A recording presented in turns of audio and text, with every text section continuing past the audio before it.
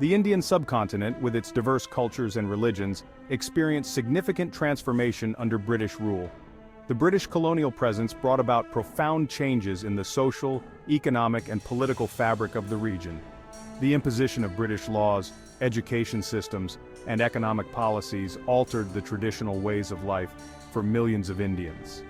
As the 20th century dawned, a growing consciousness for self-determination began to stir among India's Muslim population. This awakening was fueled by a desire to preserve their distinct cultural and religious identity in the face of increasing pressures from the dominant Hindu majority. They felt marginalized within a predominantly Hindu society.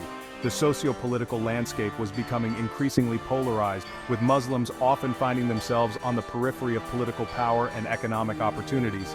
This sense of vulnerability intensified calls for a separate homeland where Muslims could live according to their own faith and traditions. The idea of a separate nation where Islamic principles could guide governance and societal norms began to take root in the collective consciousness of Indian Muslims. Leaders like Sir Syed Ahmad Khan emphasized education and Muslim empowerment.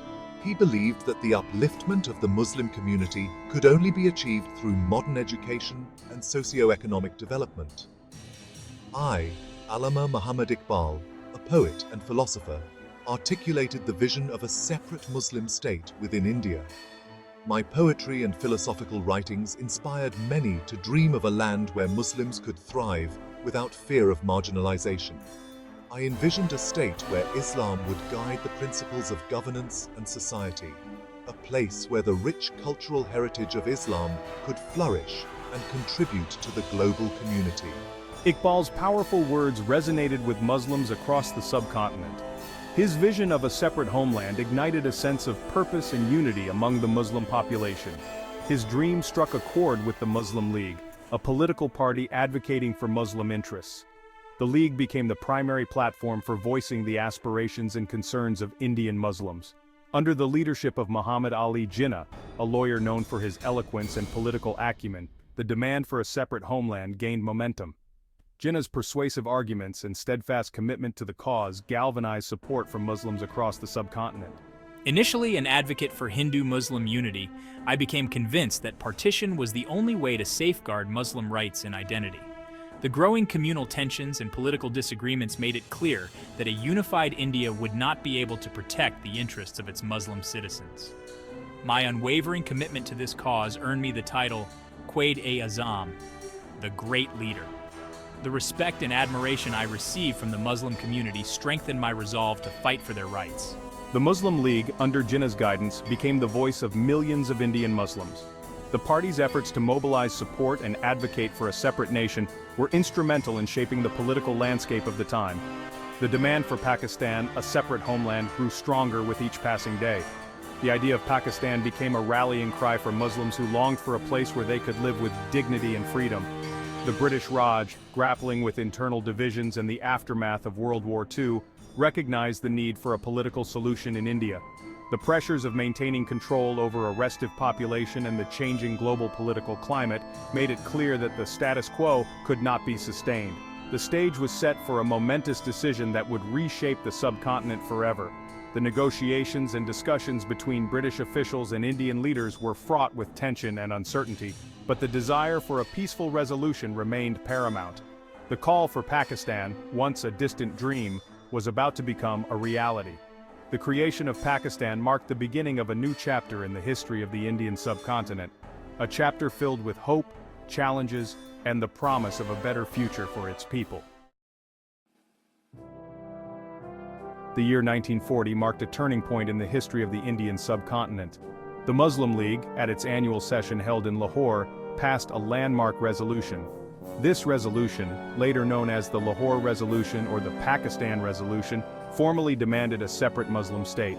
It declared that the areas with a Muslim majority, particularly in the northwest and northeast of India, should be constituted as independent states.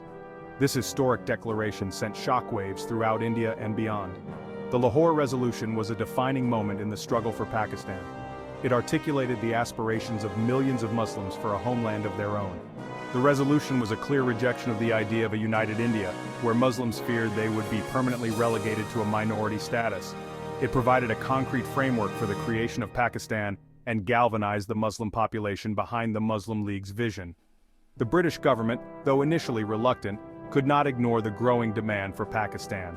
The Lahore Resolution had far-reaching consequences. It marked the beginning of the formal process of partition.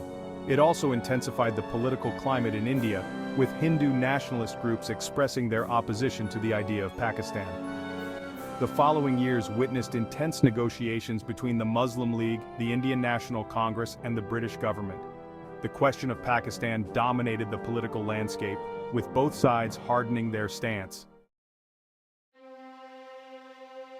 After years of struggle, sacrifices, and intense negotiations, the dream of Pakistan finally became a reality on August 14, 1947. This day marked the end of British colonial rule and the dawn of a new era for the subcontinent.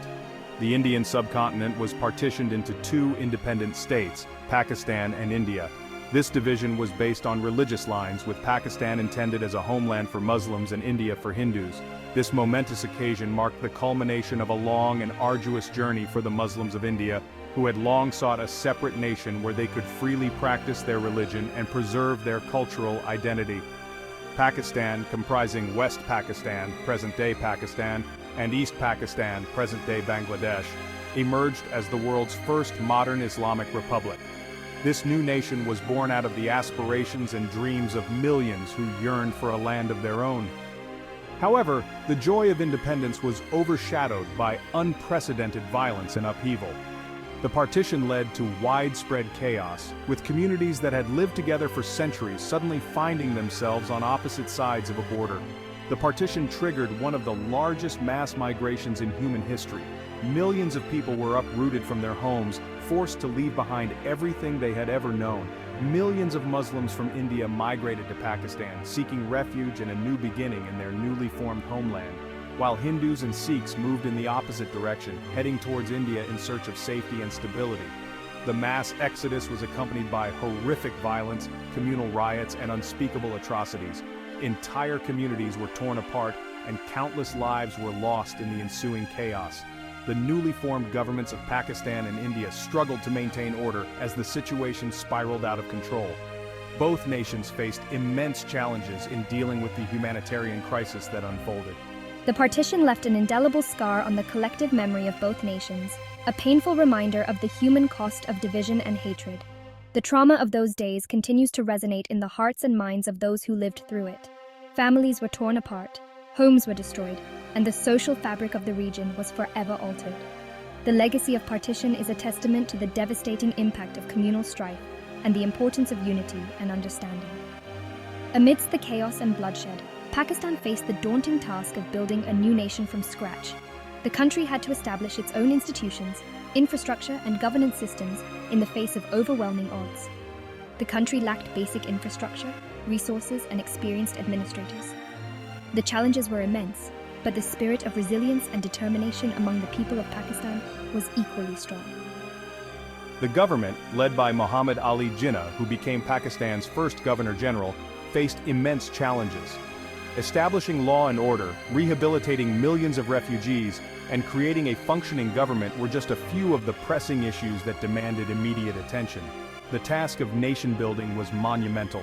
The government had to provide for the basic needs of its citizens, including food, shelter, and healthcare, while also laying the foundations for a stable and prosperous future. The birth of Pakistan, though a moment of immense joy and pride, was also a time of great uncertainty and hardship. The journey ahead was fraught with challenges, but the hope and determination of the people of Pakistan remained unwavering. The nascent state of Pakistan faced a multitude of challenges in its infancy. The birth of this new nation was marked by a tumultuous period of transition and upheaval. The partition had left the country with a fragile economy, a displaced population, and a lack of essential resources. The economic infrastructure was in shambles, and the social fabric was torn apart. One of the most pressing issues was the rehabilitation of millions of refugees who had crossed the border from India. These individuals had left behind their homes, their livelihoods, and their communities. These refugees, arriving with nothing but the clothes on their backs, placed a tremendous strain on the already limited resources of the newly formed nation. The refugee camps were overcrowded, and the conditions were dire. The government, under the leadership of Prime Minister Liaquat Ali Khan, worked tirelessly to provide food, shelter, and medical aid to the displaced population. The administration faced the monumental task of ensuring that these basic needs were met. The government also grappled with the task of establishing a new political system and drafting a constitution.